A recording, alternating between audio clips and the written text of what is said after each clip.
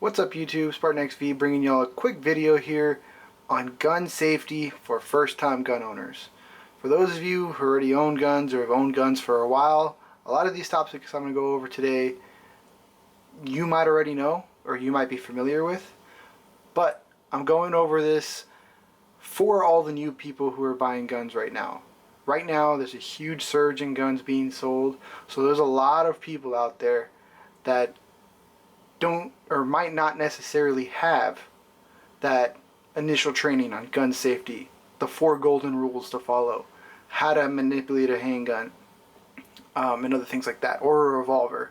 So in this video today, I will be going over the 4 rules of gun safety, different kinds of guns, whether it's hammer fired, striker fired, if it's a revolver, double action, single action, or just a single action.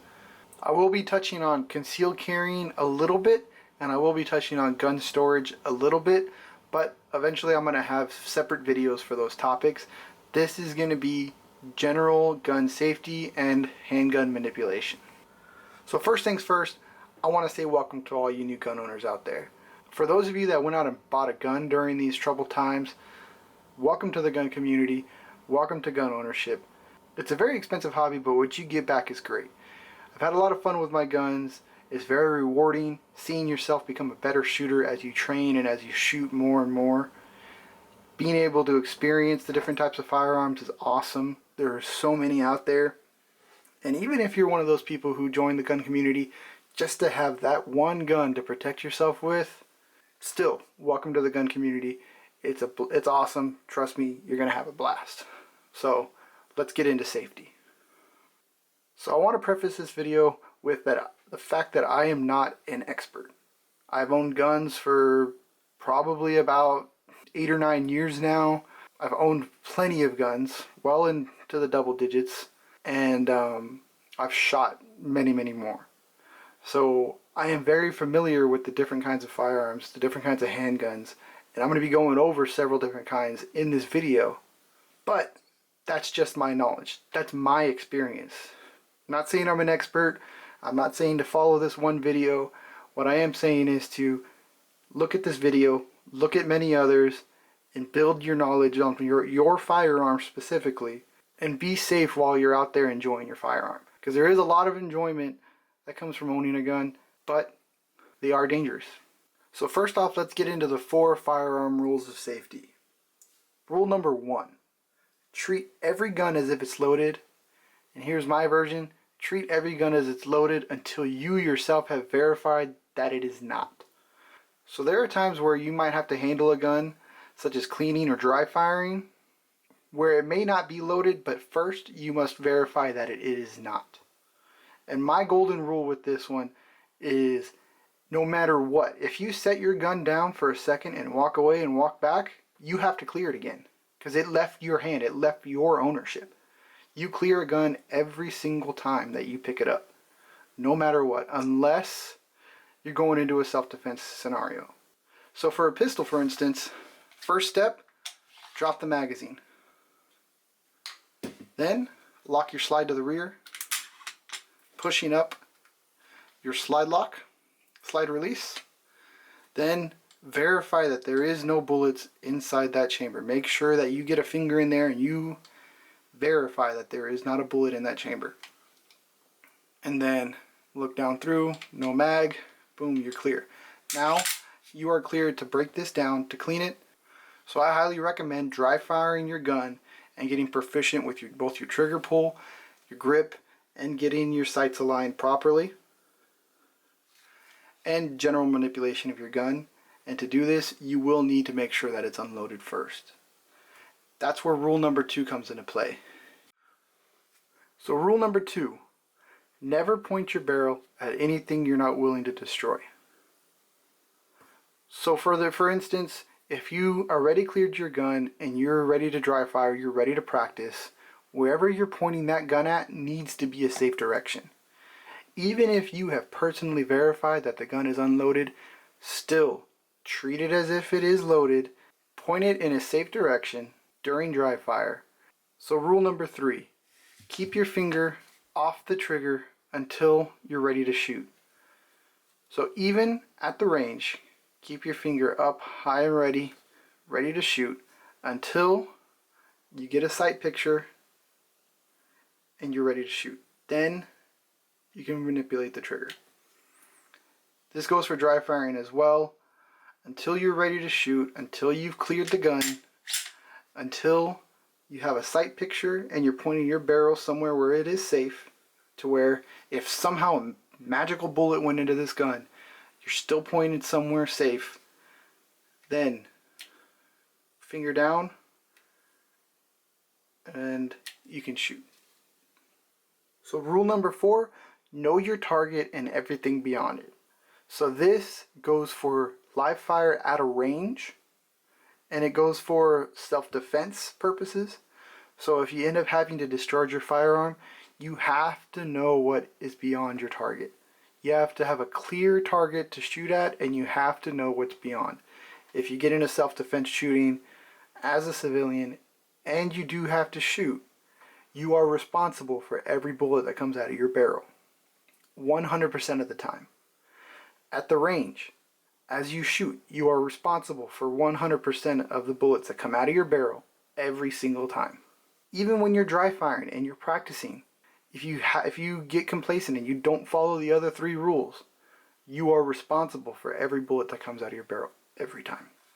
So the 4 safety rules, quick summary: treat every gun as if it is loaded until you yourself have verified that it is not loaded.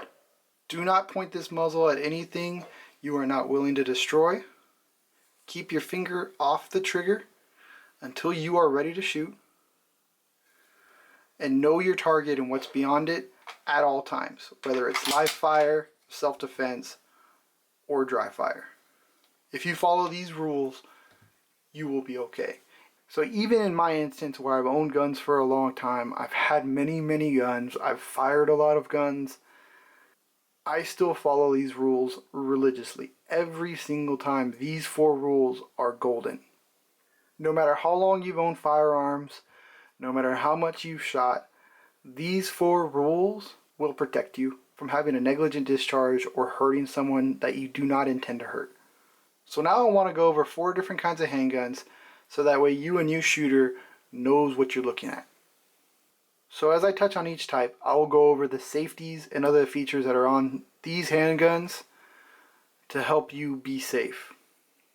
By all means, whichever handgun you have, read your instruction manual, learn your gun, know what it has engineered into it to keep you safe, and know how to use it. So let's start with this one. This is an FNS 40. This one is a striker fired handgun. So no hammer on the back as it's striker fired.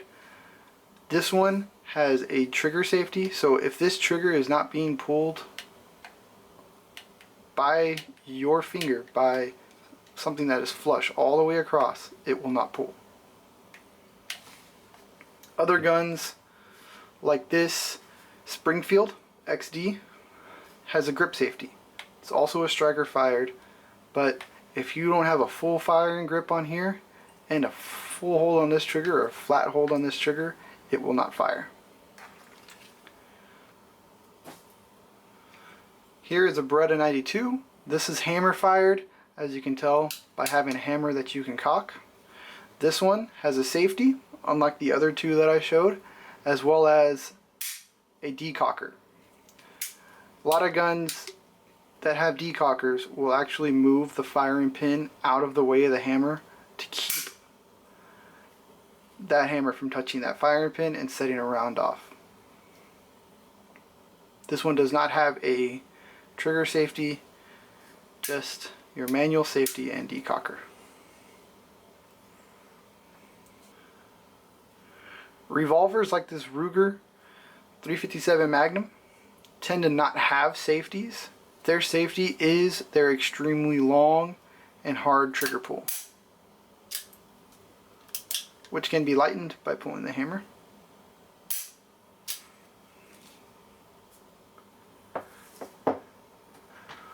Although there are some revolvers like this Heritage Rough Rider 22LR that have an actual manual safety on the revolver.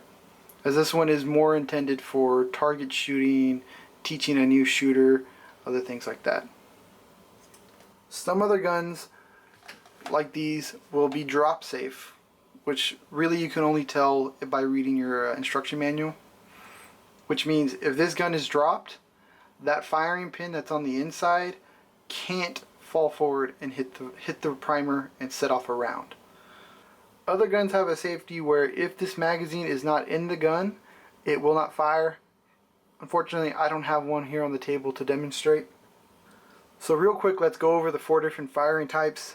This one in front of you is striker fired, which means a internal striker spring on the front of here, or inside the gun, brings the firing pin forward and hits the primer, setting off the round. Other guns will have hammers, like this Beretta 92, which falls forward, hitting the firing pin, hitting the primer, setting off the round. There are revolvers like this Ruger, which are double action, which is cocking the hammer and firing in one pull, or single action, which is just firing in one pull.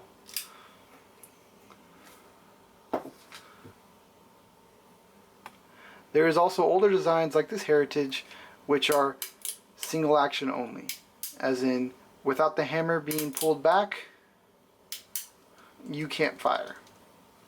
As in this trigger does not do dual actions of bringing the hammer back and firing. It only does one single action. For most people, they're going to go with one of these two: a hammer fired semi-automatic handgun or striker fired semi-automatic handgun. So the main difference between these with the different firing actions is going to be the trigger feel. With a striker fired gun, you will have the same exact trigger pull every single time. With a hammer fired gun, especially one that is double action, single action, with the hammer cocked back, with the single action pull, it is much lighter, much more crisp.